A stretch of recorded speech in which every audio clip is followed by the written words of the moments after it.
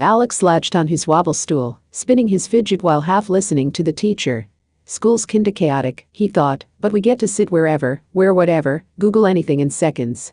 Grandpa says 1965 was all straight lines and yes ma'am. Sounds boring. The teacher held up an old textbook. Alex touched the yellowed pages. I wonder what that was like. Alex blinked into dust and chalk smell. Rows of kids sat ramrod straight, no clusters, no color, no tech. His Minecraft hoodie and neon sneakers screamed out of place. He slid into an empty desk. The seat was hardwood, no cushion. Mrs. Hargrove snapped, eyes front. The class froze silent. Alex's heart pounded.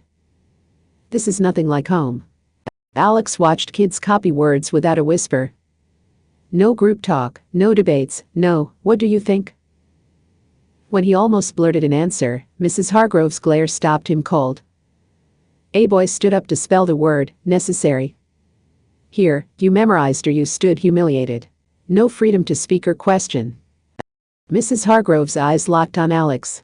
Young man, that attire is unacceptable. Shirt tucked, no slogans.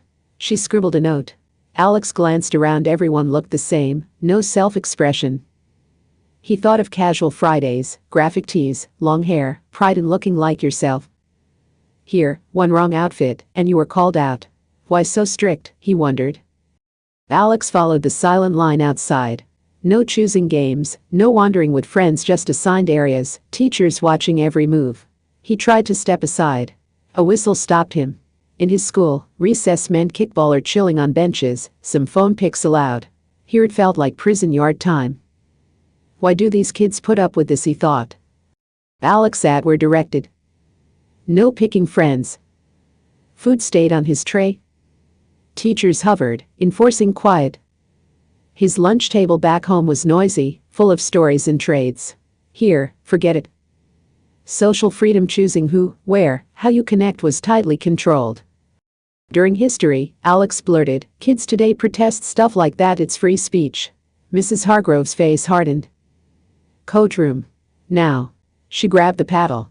Inside the dim space, door shut, she ordered, hands on the bench. 3 sharp swats burned. Alex bit back tears, humiliated. No physical punishment in his time, no fear of speaking up. Here, one outburst meant swats. Alex gasped, gripping the desk. The sting faded, but the memory stayed.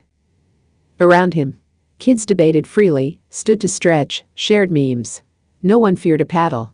He looked at his hoodie, neon sneakers, the colorful chaos. We get to wear what we want, say what we think, move when we need to. And no one hits us for it. He smiled quietly. We don't realize how good we have it.